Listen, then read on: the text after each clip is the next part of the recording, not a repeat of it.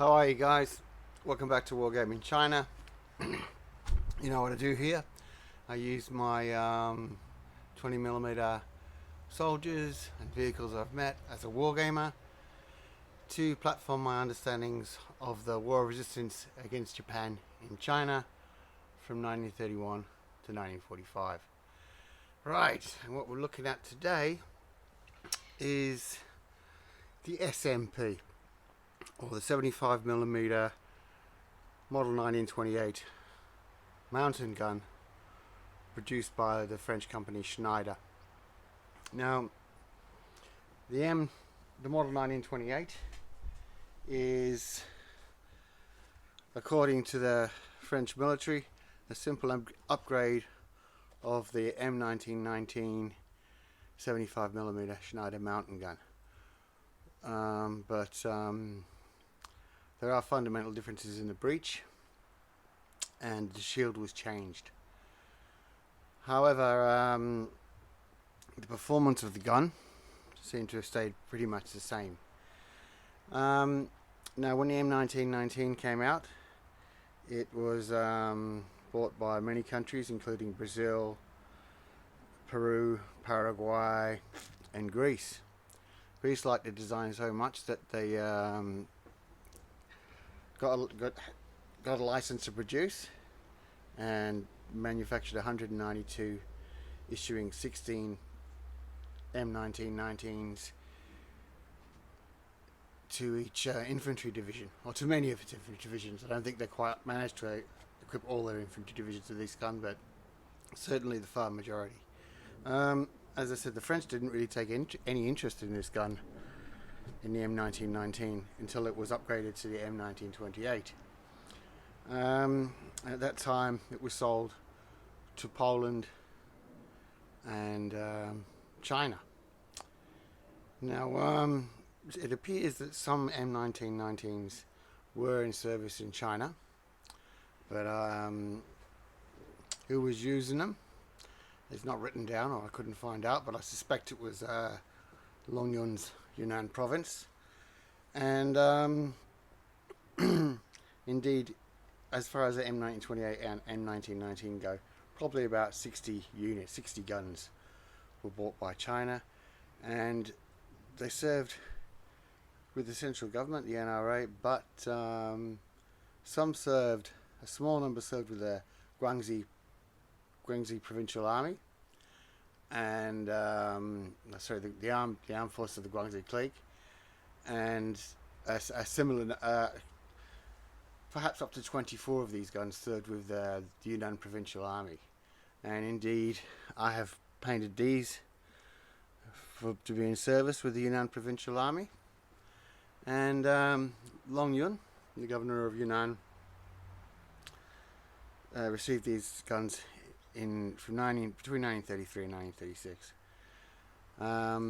However, other provinces that applied to get the gun between that time, Guangxi being one of them, Guangxi province, had their import permits denied and later approved. About a year later approved. But that, they could have bought far more guns in that time. But this is how it is, and this is a good example of Longyun and how powerful he is in Yunnan.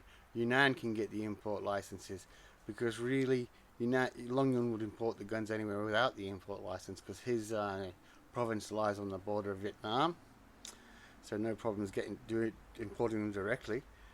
But not the same case for Guangxi, although she could have got them through Yunnan, but those permits were denied at first. So Longyun, a very, very astute warlord governor, and he managed to get these guns into his army, his very professional army, and definitely served at the Battle of Changsha, and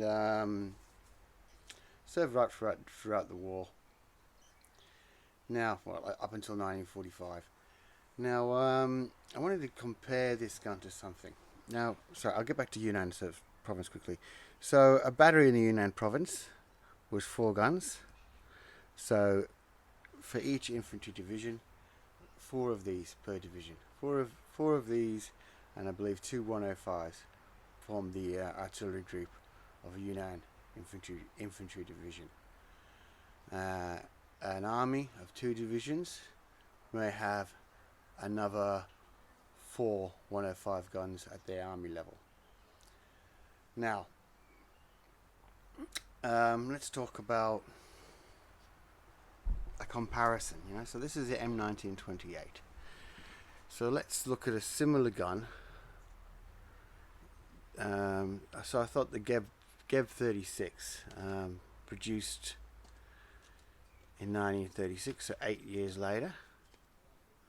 I'll have a look at the 2 guns, and if we look at them, I don't really see a big jump in technology forward. And as I said, most of the stats for the M1928 are the same as the M1919, which just mainly seems to be the breech that they replaced. They didn't like. Now,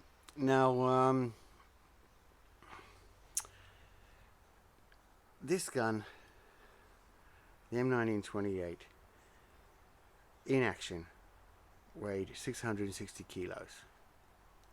The Geb 36 in action weighed 750 kilos.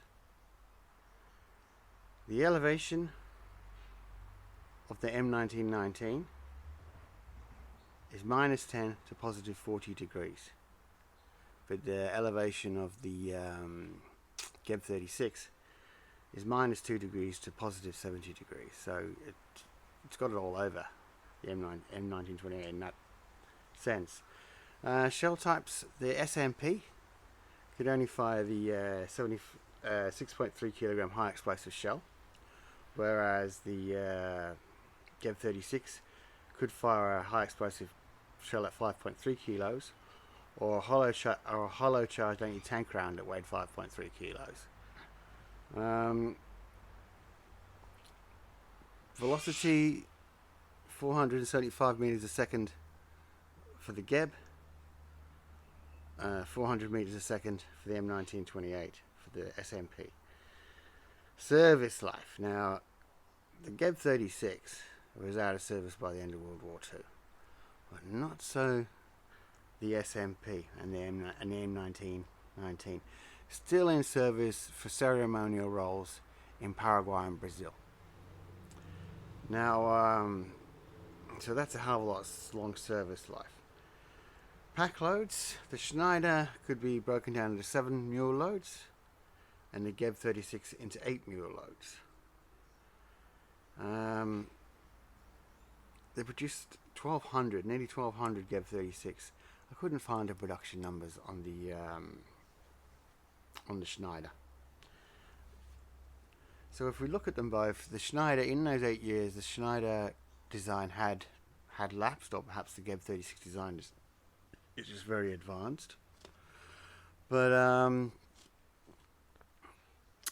I felt that with the weight of the weapon and its range, they both have the same range: 9,150 meters for the Geb 36 and 9,025 meters for the M1928. So they just the Geb 36 edges out on range. So in China, if we want to put them in our Yunnan Provincial Army, as I said, 4 per battery, a battery of 4 guns per division. And as you can see, the distinct uniform of the Yunnan Army is distinct colour. Now, this colour of the uniform would change as the war progressed, but I painted these colours for to be dead right for 1937. To be dead right for 1937. So, hope you enjoyed that. The models are from Early War Miniatures. Not bad, and quite easy to put together. The figures are some Caesar, some of the old Airfix horse artillery that have been had a head swap. And you'll see a truck in the background there. Now, trucks and the Yunnan Army go hand in hand. If you're going to build a Yunnan Army, you should have a few trucks. I'll get into that at a later episode, but Yunnan and Long Yun, his army, had plenty of trucks. Okay, that's all for now. Hope you like that. Hope you subscribe. See ya.